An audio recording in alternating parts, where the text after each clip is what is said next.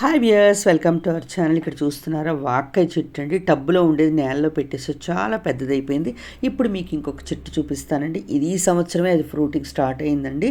అది ఏదో కాదండి, మంగళూరు నుంచి తెచ్చుకున్నాను. అక్కడ జీగుజ్జ అంటారు, మంగళూరు పనసకాయ.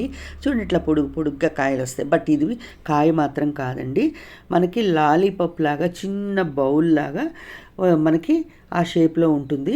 ఇలాగ పైకే మనకు ఫ్లవర్స్ ఎలా ఉంటాయి చెట్టుకి, పువ్వులు అలాగా పైకే ఉంటుందండి ఈ కాయ. అందరి ఇళ్లల్లో కూడా మంగళూరులో ఈ చెట్టు ఉంటుందండి. ఇది చాలా కాస్ట్లీ కాయ అండి. బజ్జీలు చేసుకుంటారు, అలాగే కూరలు చేసుకుంటారు. రకరకాల కూర, శనగపిండితో బజ్జీలు తయారు చేస్తారు. అలాగే బంగాళదుంపలు వేపుడులాగా వేపుడు చేసుకుంటారు. చూడండి, కాయ దగ్గరగా చూపిస్తున్నాను. ఇది మనకి కాయ తయారవుతుందండి. ఇట్లా పొడుగ్గా వచ్చే కాయలు మాత్రం కుళ్ళిపోతాయండి, అది మనం తీసుకోలేమండి. కాయలాగా ఇలాగా వచ్చినవి మాత్రమే. ఈ సంవత్సరమే స్టార్ట్ అయిందండి. నాకు చాలా సంతోషంగా ఉంది. Thank you.